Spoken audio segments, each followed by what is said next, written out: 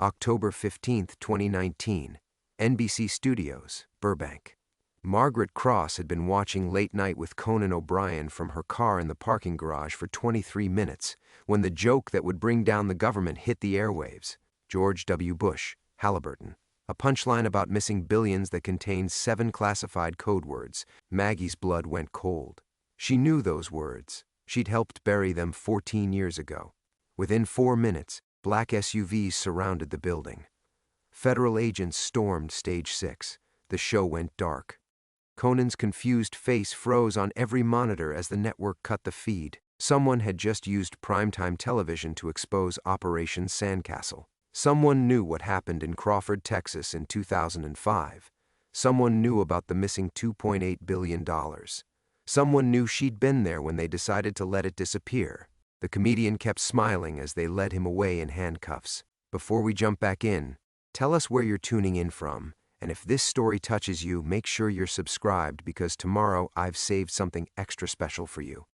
Maggie's hands trembled as she gripped the steering wheel, watching federal agents escort the comedian through the garage's exit.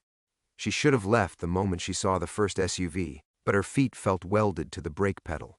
14 years of careful distance from her former life, and now this kid, because that's all he was, maybe 28, 29, had just blown it all apart with a fucking joke. Her phone buzzed. Unknown number. She stared at the screen for 3 rings before answering. Hello, Maggie. The voice hit her like ice water. Smooth, patient, with that slight Texas drawl that had haunted her dreams for over a decade. Clayton. She barely managed the name. I thought you were dead. Disappointed? Deputy Director Clayton Morse chuckled, the same sound he'd made in the Crawford ranch house when they'd decided her career was acceptable collateral damage. I'm calling because we have a problem. That boy who just got arrested?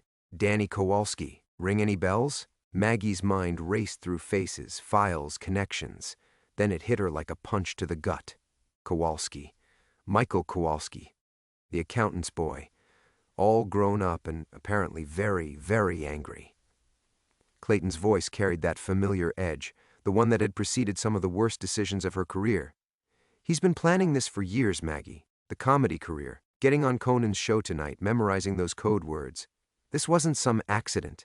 She watched more agents stream from the building, their faces grim under the harsh garage lighting.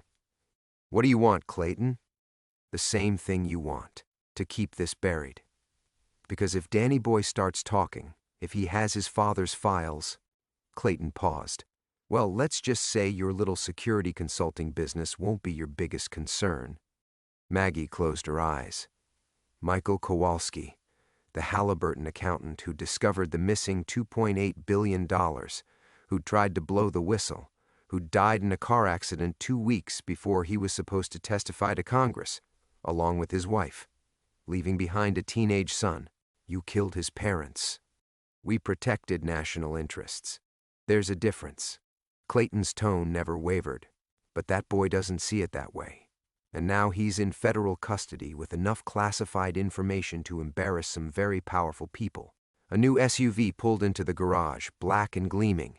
Maggie could see suited figures inside, waiting. Not federal agents. She knew that posture, that patience. Private contractors. The kind Clayton had always preferred for delicate situations. Where are you? She asked. Close. Been keeping an eye on you, actually. Nice little business you've built. That apartment in Studio City. Your daughter Sarah working as a producer on, well, wouldn't you know it, the very show we're discussing. The threat landed exactly as intended. Sarah, her daughter who hadn't spoken to her in 3 years, who'd built her career in television far from her mother's world of secrets and compromises, who was probably inside that building right now, watching her show implode. Don't. Maggie's voice turned deadly. Don't even think about touching her. I won't have to, if you help me clean this up. Danny Kowalski needs to have an accident. Tonight. Before he starts sharing what Daddy left him. I'm not that person anymore, Clayton. Yes, you are. You've just been pretending otherwise for 14 years. His voice hardened. Your country needs you, Maggie. Just like in Crawford. She thought about that night. The ranch house meeting with Bush's people, the vice president's chief of staff, Clayton, and herself. The decision to classify the missing billions, to bury Kowalski's report. To let sleeping dogs lie, rather than admit that no one really knew where $2.8 billion in reconstruction funds had gone. The greater good, they'd called it, national security. Michael Kowalski had called it theft. I was protecting the office of the presidency, she said, the old justification feeling hollow in her mouth. And now you're going to protect it again. The address is 1247 Riverside Drive, Federal Holding Facility. They're keeping him there until morning, then transferring him to downtown. You have maybe 6 hours. To do what, exactly? What you do best. Make problems disappear. The line went dead. Maggie stared at her phone, then at the chaos still unfolding around the NBC building. Federal agents, news vans beginning to arrive, her daughter somewhere inside watching her career crumble because of a secret Maggie had helped bury. She started her car, not because she was going to kill Danny Kowalski, those days were behind her, but because she needed to reach him before Clayton's people did. Because maybe, just maybe, there was a way to end this that didn't require anyone else to die. Because 14 years ago, she'd chosen to protect a president over an accountant with a conscience. Tonight, she might finally have a chance to choose differently. Maggie drove through Burbank's empty streets, muscle memory guiding her while her mind spun through impossible calculations. 6 hours, maybe less. The dashboard clock read 11:47 p.m., its green glow casting shadows across her weathered hands. She'd built these hands into something gentler over the years. Hands that signed security contracts, that brewed coffee for clients, that had learned to shake without reaching for weapons that weren't there.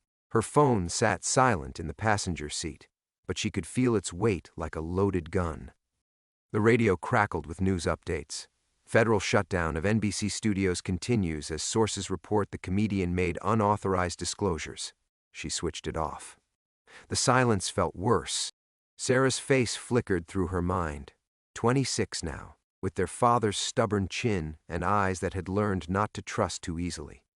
The last time they'd spoken, Christmas dinner 3 years ago, Sarah had accused her of caring more about other people's secrets than her own family. "You were never really here, Mom," she'd said, pushing away a plate of untouched turkey. "Even when you were here, you were somewhere else." She hadn't been wrong. Maggie pulled into the parking lot of her office building, a squat structure wedged between a Korean barbecue restaurant and a copy center. The neon sign next to her entrance flickered, Cross Security Consulting. She'd chosen the location specifically for its mediocrity, its forgettability, a place where former federal agents could disappear into paperwork and background checks and pretend their hands had never been dirty. Her office occupied the second floor, accessible by a stairwell that always smelled faintly of kimchi and industrial cleaner. She climbed slowly, feeling every one of her 58 years. The door bore her name in simple black lettering. No titles, no credentials that might invite questions. Inside, everything remained exactly as she'd left it. Client files stacked on her desk, a half-empty coffee cup with lipstick marks around the rim. Photos of former colleagues carefully curated to show only the clean years, graduations from Quantico, commendation ceremonies, handshakes with politicians whose scandals hadn't yet broken. She avoided looking at the bottom desk drawer. Instead, she moved to the window. From here, she could see the NBC building in the distance, still blazing with emergency lights. Somewhere in that chaos, Sarah was probably fielding calls, managing crisis communications, doing the job she'd trained for without knowing it was her mother's past that had triggered the catastrophe. The irony cut deep. Sarah had chosen television specifically to escape Washington's gravitational pull. "I want to make people laugh," she'd said during college, "not make their lives classified." Now comedy and classified information had collided in the worst possible way. Maggie's reflection stared back from the window. Gray hair pulled into a practical ponytail, lines etched by years of looking over her shoulder, eyes that had seen too much and forgotten too little. She looked like what she was, a woman who'd traded her soul for national security and spent 14 years trying to buy it back. The bottom drawer called to her. She resisted for 3 full minutes before surrendering. The drawer slid open with a whisper, revealing the items she'd promised herself she'd never need again. A Glock 22, cleaned and maintained despite her retirement. Ammunition, A collection of phones, each programmed with numbers she should have forgotten. Cash in various currencies. And beneath it all, wrapped in oiled cloth, a file folder marked Kowalski Michael, deceased. Her hands shook as she lifted the folder. She'd stolen it during the transition between administrations. Insurance against the day Clayton decided her silence needed reinforcing. Inside were photographs of a family. Michael Kowalski, thin and earnest behind wire-rimmed glasses, his wife Elena, laughing at some forgotten joke, and their son Danny, maybe 15, caught mid-smile at what looked like a backyard barbecue. The boy in the photo had the same eyes as the comedian she'd watched being arrested 2 hours ago, eyes that had learned to hide pain behind humor. Maggie closed the folder but kept it in her lap. Michael Kowalski had been a good man who'd discovered that $2.8 billion in reconstruction funds had vanished into shell companies and Swiss accounts. He'd documented everything, built an airtight case, prepared to testify. He'd believed the system would protect him. Instead, the system had killed him, and her signature was on the authorization. Her phone buzzed. Sarah's number. "Mom?" Her daughter's voice sounded small, frightened. "Something's happening at work. Federal agents, lawyers. They won't tell us anything, but, Mom, are you there?" "I'm here, sweetheart. They're asking about you, about your background." I didn't know what to say. Maggie pressed her forehead against the cool window. "Tell them the truth, that you haven't seen me in months, but that's not—" "Sarah." Her voice carried the authority she'd once used to brief presidents. "Stay away from me tonight. Whatever happens, don't try to contact me. Promise me." The silence stretched between them, filled with 14 years of distance and 3 years of silence. "I love you," Maggie whispered. "Mom." She ended the call and removed the battery. Time to disappear again. But first, she had a debt to settle. The file sat heavy in Maggie's hands as she stared at the photo of 15-year-old Danny Kowalski. That barbecue smile, frozen in time before the world taught him that laughter could be weaponized. She was about to close the folder when something caught her eye. A corner of another photograph, partially hidden beneath Michael's financial documents. Her breath stopped. She knew that photo, had tried to forget it for 14 years. With trembling fingers, she pulled it free. Crawford Ranch, Texas, November 2009.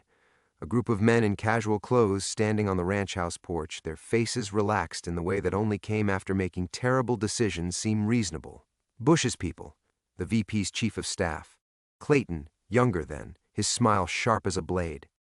And herself, standing slightly apart from the group, her expression unreadable even to her own eyes. The woman who'd signed off on burying $2.8 billion in missing funds, who'd authorized the classification that would kill Michael Kowalski 18 months later. But that wasn't what made her hands shake. In the background, barely visible through the ranch house window, stood a figure she'd forgotten, a young aide, early 20s, holding a stack of documents. Someone so junior, so invisible, that none of them had thought twice about his presence during their classified discussions. Someone with familiar eyes and a face that would grow into comedy gold. Danny Kowalski hadn't been 15 when his father died. He'd been 21, and he'd been there, in Crawford, watching through that window as they decided his father's fate. The realization hit her like a physical blow. This wasn't about a son seeking revenge for murdered parents. This was about a witness. A young man who'd heard every word of their conspiracy, who'd watched them plan his father's destruction, who'd spent 14 years crafting the perfect moment to destroy them all. Her phone, the official one she was supposed to have destroyed, buzzed against the desk. A text message from a number she didn't recognize, but the words made her blood freeze. "Hello, Agent Cross.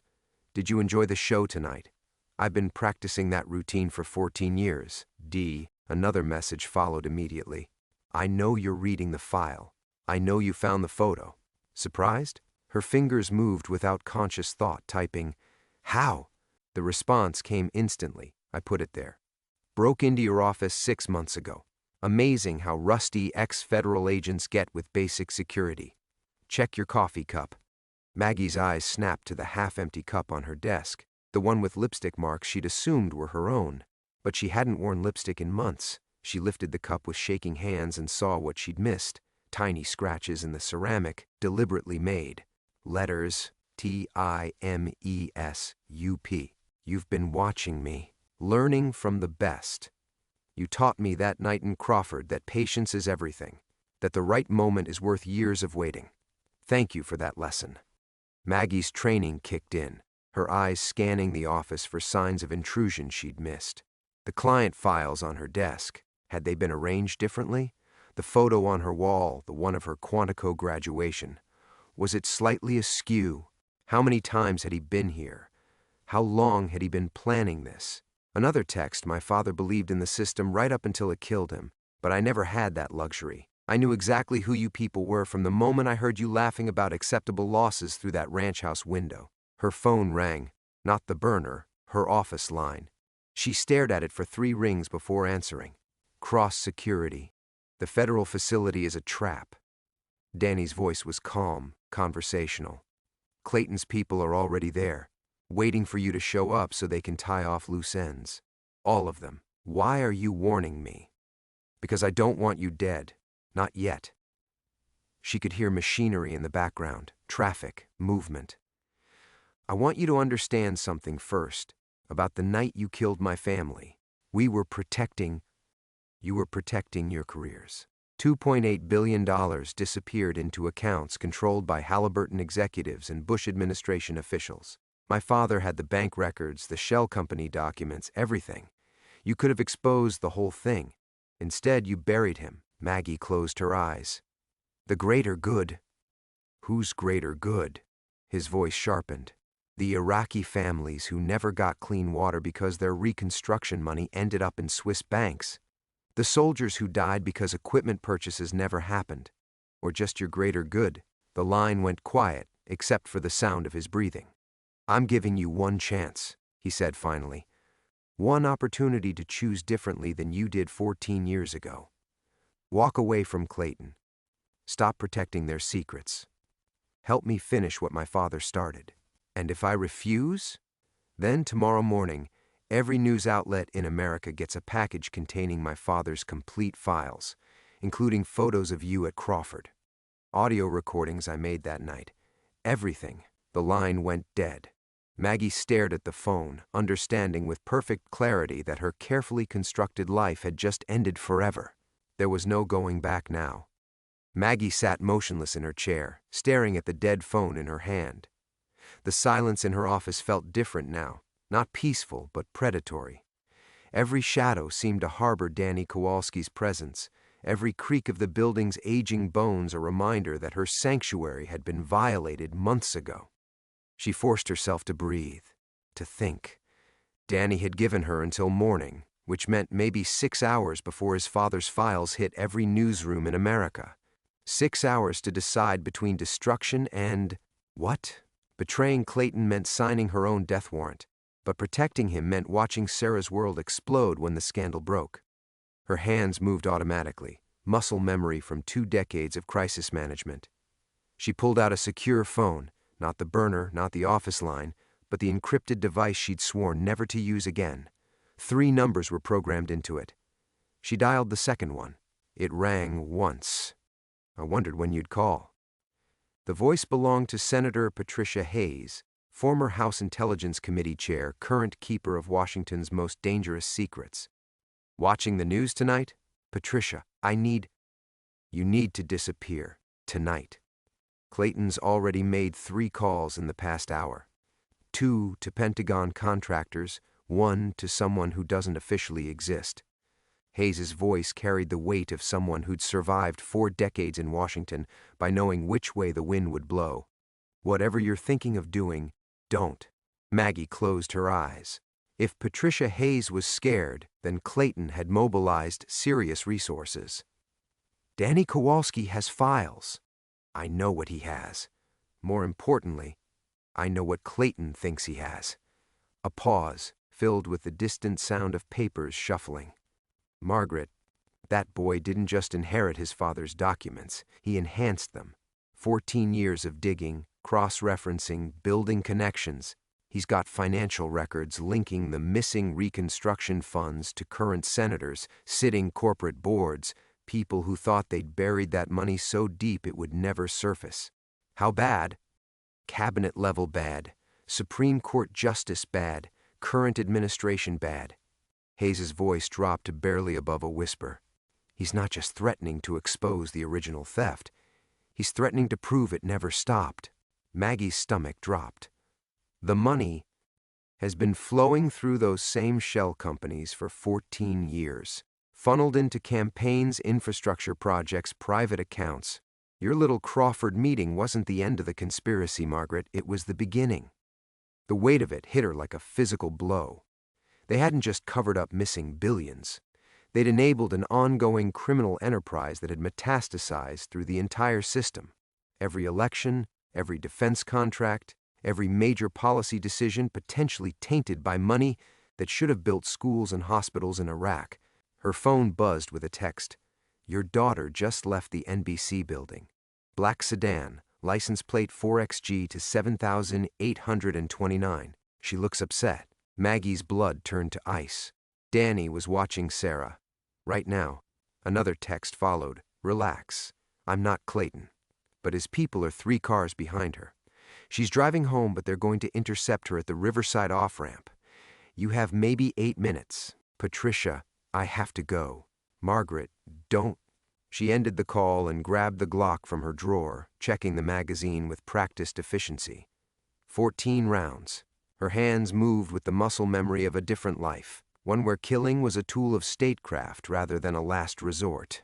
The office window offered a view of the freeway in the distance.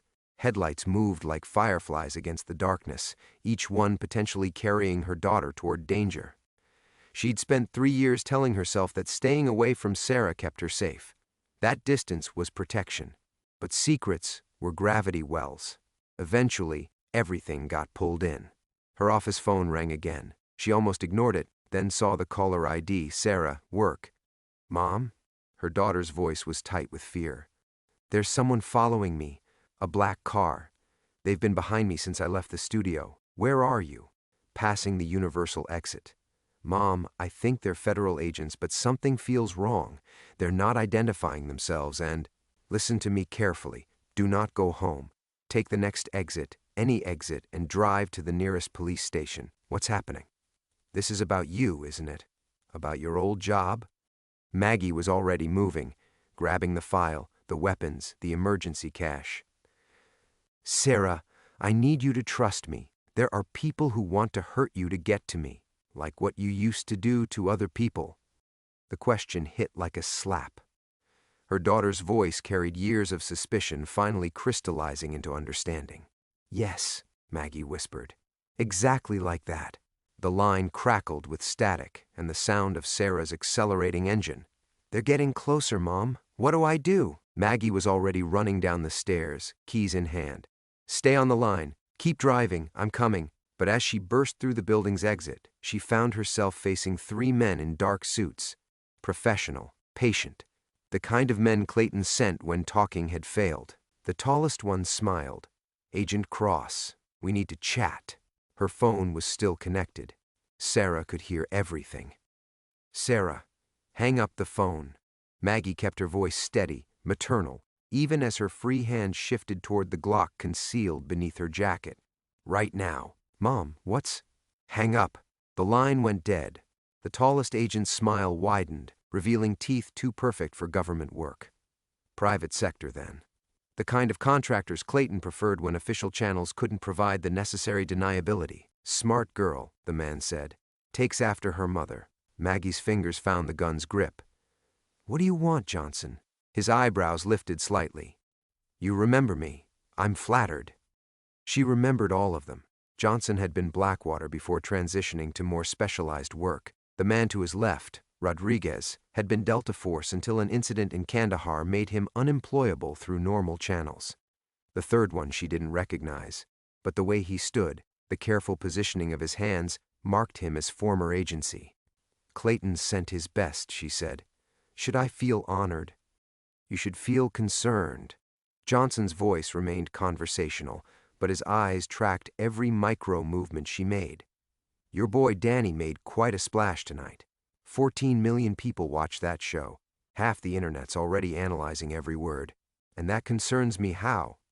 Rodriguez spoke for the first time, his voice carrying a slight Hispanic accent roughened by too many cigarettes. Because you trained us to think strategically, Agent Cross. Create chaos, then exploit it. Make your enemies react instead of plan. He gestured toward the distant glow of NBC's emergency lights. Classic misdirection.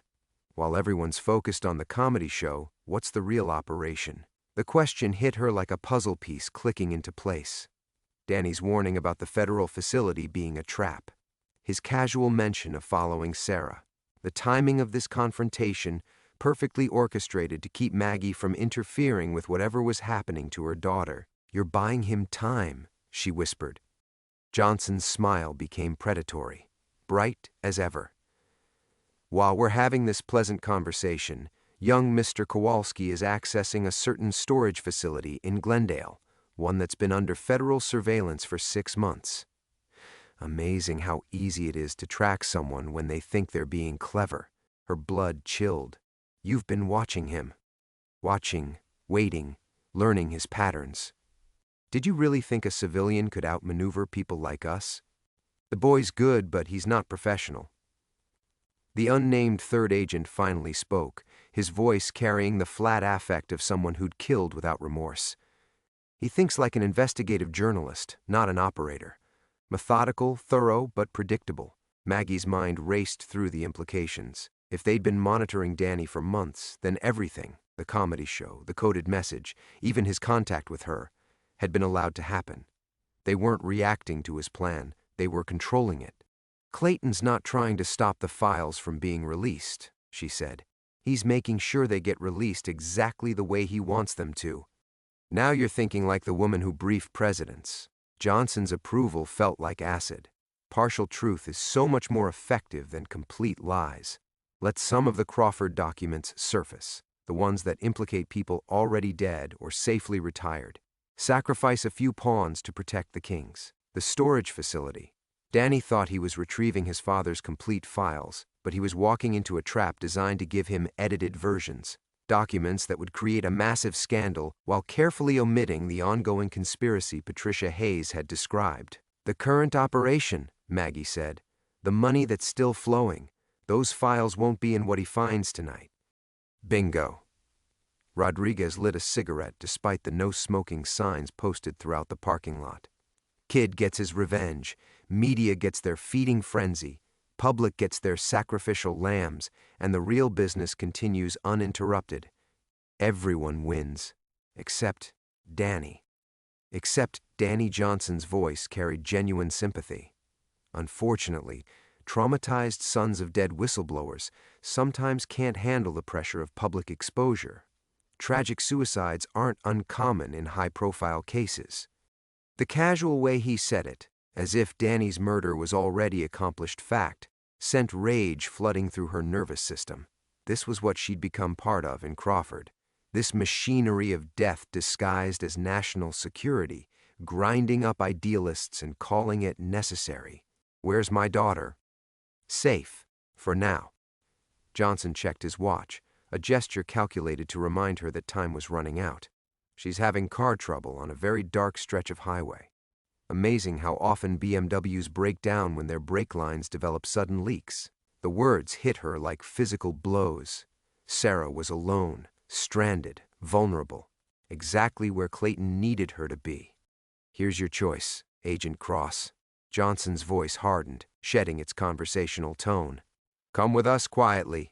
Help us clean up your mess from 14 years ago, and your daughter drives home safely. Or refuse, and we have 2 tragic accidents tonight instead of 1. Maggie's finger found the Glock's safety. 3 of them, all armed, all professional.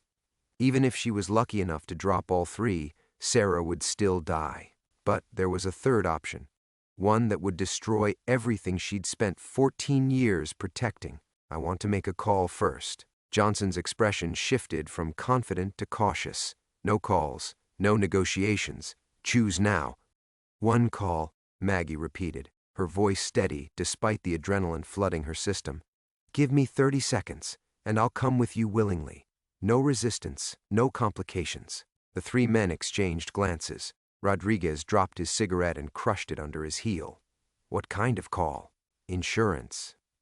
Maggie kept her hand near the Glock but made no threatening moves.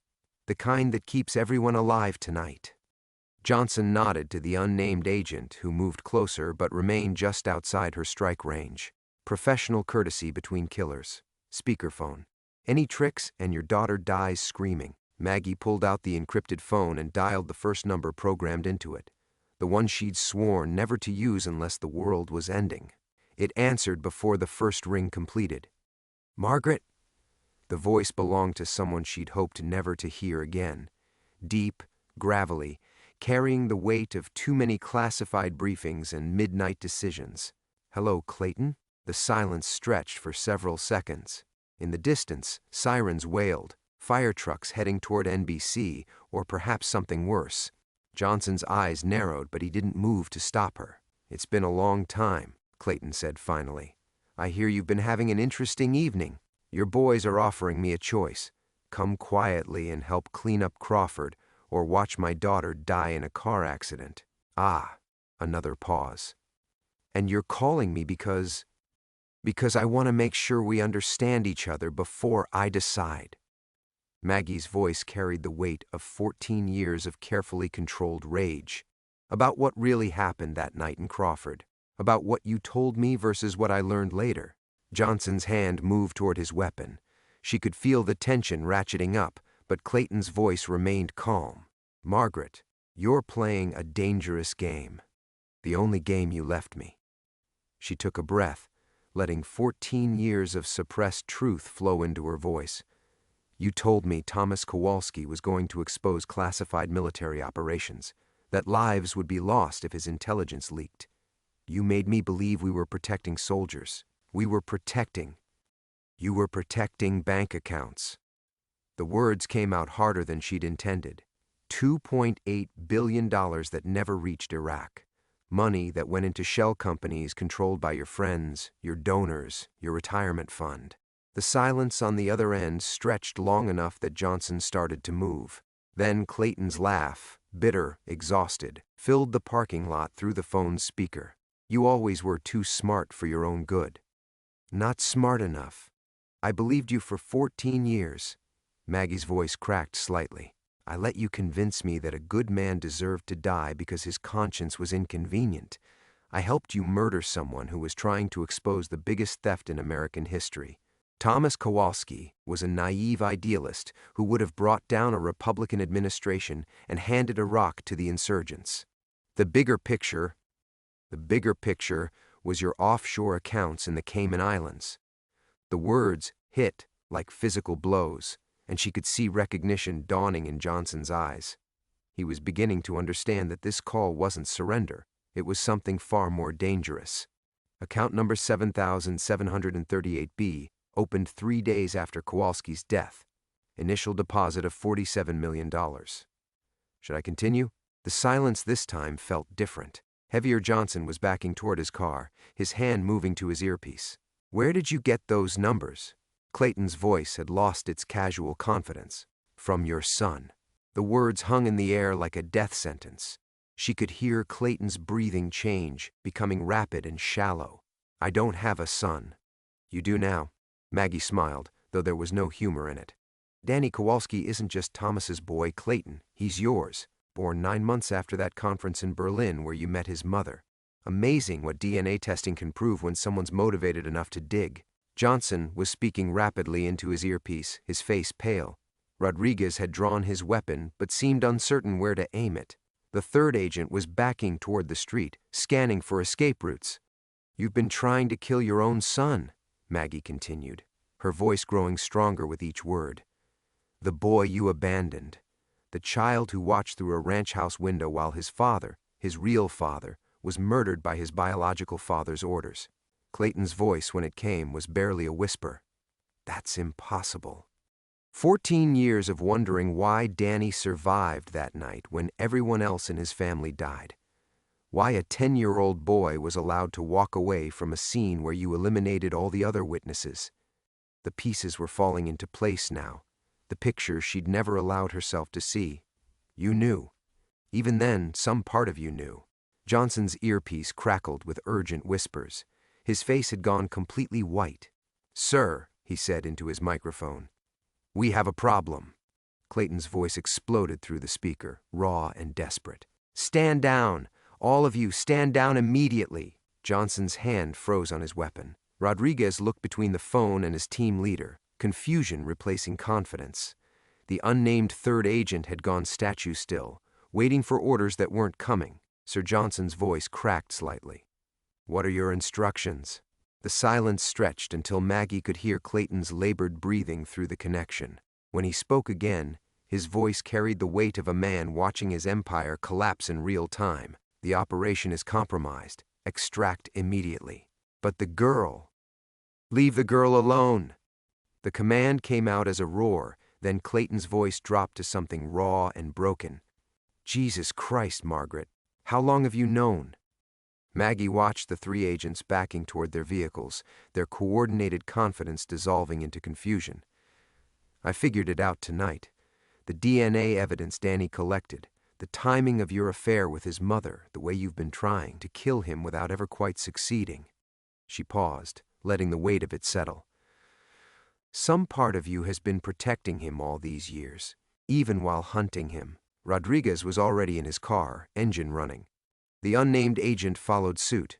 Only Johnson remained, his earpiece crackling with increasingly frantic communications from somewhere else in the chain of command. "Sir," Johnson said into his microphone, "we have teams in position at multiple locations. What about the storage facility? The comedian is still—" "Pull everyone back. Now." Clayton's voice carried the authority of decades in intelligence work, but underneath it, Maggie could hear something breaking. "Cancel all operations. Full extraction, effective immediately." Johnson's face went through a series of expressions: shock, anger, desperate calculation. "Sir, with respect, we're minutes away from containing this situation. The targets are isolated. The media narrative is prepared. If we abort now, my son lives through the night." The words came out like a confession torn from Clayton's throat. "Get in your car and drive away, Johnson. That's an order." Through the phone's speaker, Maggie could hear other voices in the background, urgent, questioning, some of them openly arguing. The machine Clayton had built was grinding to a halt, but not everyone had received the message yet. Johnson's jaw worked soundlessly for several seconds. Then he pulled out his sidearm and aimed it directly at Maggie's chest. "I'm sorry, sir, but I can't let this operation fail. Too many people are depending on—" The shot came from behind him. Johnson crumpled forward, blood spreading across his white shirt from a wound in his back. The unnamed agent stood beside his car door, smoking pistol still raised, his face expressionless. "New orders just came through," he said calmly. "Anyone who disobeys extraction commands is considered compromised." Rodriguez's car was already disappearing into traffic. The unnamed agent holstered his weapon, looked directly at Maggie, and gave her a slight nod that might have been respect or warning. Then he was gone, leaving her alone with Johnson's body and the open phone connection. "Clayton?" Her voice sounded strange in the sudden quiet. "I heard." His breathing was steadier now, but something fundamental had changed in his tone. "Margaret, you need to understand, I never meant for it to go this far. When Thomas started digging into the reconstruction funds, when he found the shell companies, I thought I could contain it quietly, by murdering him, by protecting something bigger than one man's conscience. The old justifications came automatically, but they sounded hollow now. Do you have any idea how many operations those funds made possible? How many American lives were saved because we had resources the Pentagon couldn't track?" Maggie knelt beside Johnson's body, checking for a pulse she knew wouldn't be there. The man's eyes stared sightlessly at the parking lot lights. How many lives were lost because that money didn't build the hospitals and schools it was supposed to? That wasn't my responsibility. It became your responsibility the moment you decided to steal it." She stood, blood on her fingers, looking out at the city lights that had become a battlefield she'd never wanted to fight in again. "And it became Danny's burden when you made him an orphan." Clayton's voice cracked completely then. "I didn't know. Not until years later when I saw his face in the intelligence photos. The resemblance to his mother. God, Margaret, I've been trying to have my own son killed. And now? Now I'm going to try very hard to keep him alive." A pause, filled with what sounded like papers being shuffled or destroyed. "The storage facility operation is terminated. All surveillance on your daughter is being recalled. Danny will get his father's complete files, the real ones, not the sanitized versions we prepared. Including the evidence about ongoing operations?" "Including everything." Clayton's voice carried the weight of a man accepting his own destruction. 14 years of theft, corruption, murder, all of it. Let the boy have his revenge. And then? Then we see how much damage a son can do to his father's empire. The line went dead, leaving Maggie alone with the silence and the dead man at her feet. Maggie stared at the silent phone for 30 seconds, processing the magnitude of what had just collapsed around her.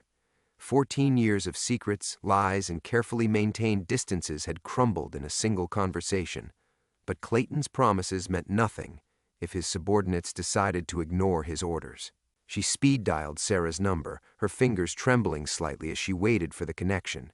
3 rings, 4, then her daughter's voice, breathless and shaky. "Mom? Thank God. My car just... Where are you?" Maggie was already moving toward her rental car, stepping carefully around Johnson's body. "Mulholland Drive, about 2 miles east of the 405. The brakes went completely soft, and I barely managed to pull over before..." Sarah's voice cracked. "Mom, I think someone cut my brake lines. There's fluid everywhere, and the cuts look deliberate. Stay in the car. Lock the doors.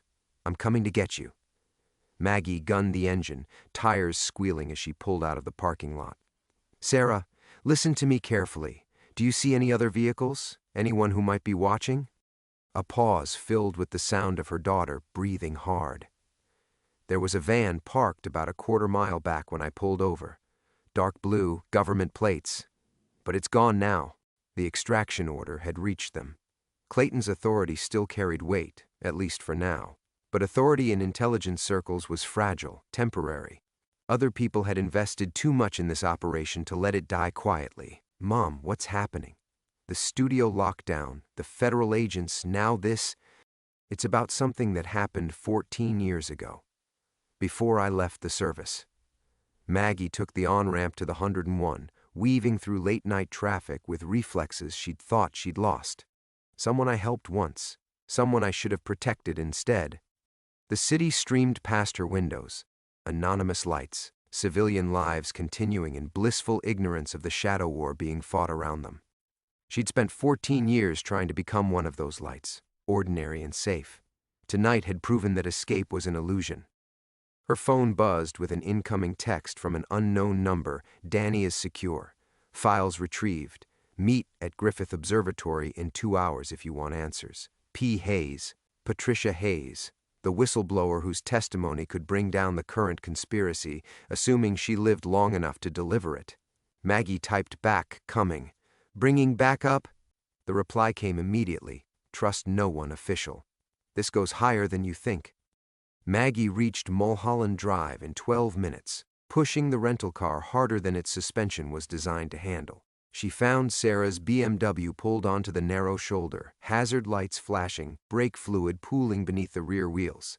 Her daughter sat in the driver's seat, cell phone pressed to her ear, and for a moment, Maggie saw not the accomplished television producer, but the frightened little girl who used to wait up when Mommy worked late on important government business. Sarah climbed into the rental car, her professional composure cracking. The tow truck driver said he's never seen brake lines cut that cleanly. "Someone wanted me dead, Mom. Actually dead. I know." Maggie pulled back onto Mulholland, heading toward the observatory. "And I know why." The words came out slowly, carefully. 14 years of buried truth, emerging like evidence from a crime scene she'd never allowed herself to revisit. She told Sarah about Thomas Kowalski, about the stolen reconstruction funds, about the night she'd helped murder a good man to protect a lie. She explained about Danny's real parentage, about Clayton's desperate attempts to bury a scandal that would destroy more than just his reputation. Sarah listened in silence until Maggie finished. then stared out at the city lights spreading below them like a circuit board. "The comedy show," Sarah said finally. Danny's joke. It wasn't just about exposing the conspiracy, it was about confronting his father, his biological father, who spent 14 years trying to kill him without understanding why he kept failing. Because some part of him knew. Sarah's voice carried the weight of someone processing unthinkable connections. "Jesus, Mom.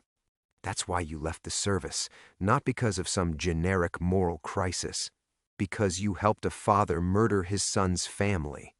The accusation hit harder than any physical blow could have. Maggie had spent 14 years telling herself she'd been protecting national security, following orders, making impossible choices in impossible circumstances. But Sarah's stark summary stripped away every justification. Yes. They drove the rest of the way in silence. Two women carrying the weight of secrets that had shaped both their lives in ways they were only beginning to understand. Behind them, the lights of Los Angeles spread out like stars fallen to earth, beautiful, distant, and utterly indifferent to the human dramas being played out in their glow. At Griffith Observatory, Patricia Hayes was waiting with a banker's box full of documents and the expression of someone who had finally stopped running. Patricia Hayes looked smaller than her photograph suggested. A woman worn thin by years of carrying secrets too heavy for one person to bear. She sat on the observatory steps with the banker's box beside her like evidence waiting for a jury, her eyes tracking the city lights below with the exhausted vigilance of someone who had finally stopped running but wasn't yet sure she was safe. "Miss Cross," she said, standing as Maggie and Sarah approached. "I wasn't sure you'd come. I wasn't sure any of us would live long enough to meet." Maggie studied the woman who had spent 14 years collecting evidence of crimes that reached into the highest levels of government. "Is it over? The immediate threat?" "Yes. Clayton issued a complete stand-down order an hour ago. Every Black Ops team has been recalled." Patricia's smile carried no warmth. "The larger conspiracy? That's going to take years to unravel." Sarah hung back, still processing the revelations from their drive. But her producer's instincts were already working. "The files, everything we need to prove the theft, the murders, is in this box." Patricia tapped the cardboard container with one finger. 14 years of bank records, communication intercepts, operational reports. Everything Thomas Kowalski died trying to expose, and everything that happened afterward. The weight of vindication should have felt satisfying. But Maggie found herself thinking instead of the dead man in the parking lot, of the years she'd spent running from a truth she could have faced sooner. What about Danny? Safe house in Santa Monica, federal marshals who weren't part of Clayton's network. Patricia's expression softened slightly. "He's been planning this revelation for over a decade, you know. Not just the comedy bit, that was improvisation, but the investigation, the evidence gathering, the perfect moment to make it public. He's been waiting for his father to make a mistake. His biological father tried to have him killed tonight, and saved him by calling off the operation when he realized what he was doing." Patricia opened the box, revealing neat stacks of documents organized with obsessive care. "Clayton Webb's career is over. His network is being dismantled as we speak. The stolen funds, what's left of them, will be returned to their original purpose." Sarah moved closer, drawn by the promise of answers. "Can I see?" Patricia handed her a file marked with Thomas Kowalski's name. Inside were photographs. A man in his 30s with kind eyes and Danny's stubborn jawline, standing beside a woman who shared Danny's dark hair. Family pictures from before the world turned complicated. "This is what it was really about," Patricia said quietly. "Not government secrets or national security. A father trying to protect his son from the truth about what he'd become." Maggie stared at the photographs, seeing in them the family she'd helped destroy. But she also saw something else. The love that had driven a frightened boy to spend 14 years seeking justice, and the buried conscience that had finally stopped a killer from murdering his own child. "What happens now?" she asked. "Hearings, investigations, a lot of powerful people going to prison." Patricia closed the file gently. Danny gets to testify about his family's murder. You get to tell the truth about the orders you followed.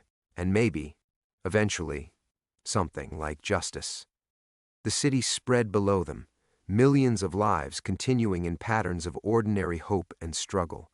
Tomorrow there would be headlines, congressional subpoenas, the slow machinery of accountability grinding into motion. But tonight, on the observatory steps where tourists came to look at stars, 3 women sat with evidence of crimes that had shaped all their lives. Sarah reached for her mother's hand, the first voluntary contact between them in 2 years. "You could have told me," she said, "about what really happened, about why you left. I was protecting you from the truth." "No." Sarah's voice was gentle but firm. "You were protecting yourself from having to face it." The accusation carried no anger, only the sad recognition of damage that might finally begin healing. Maggie squeezed her daughter's fingers, feeling the weight of 14 years of careful distance. "Danny's planning to go public with everything," Patricia said. "Full disclosure, congressional testimony, media interviews. He wants the whole story told, no matter who it hurts, including his biological father, especially his biological father." Patricia stood, shouldering the box of evidence that would reshape government accountability for years to come. Some secrets are too poisonous to keep. They walked back to their cars together, 3 women carrying different pieces of the same shattered truth. The observatory behind them caught starlight and reflected it back to the universe, a beacon built for wonder, not revelation, but serving both purposes tonight. In her rental car, Maggie sat for a moment before starting the engine. The Los Angeles night wrapped around them like a promise of new beginnings, and for the first time in 14 years, she felt something approaching peace.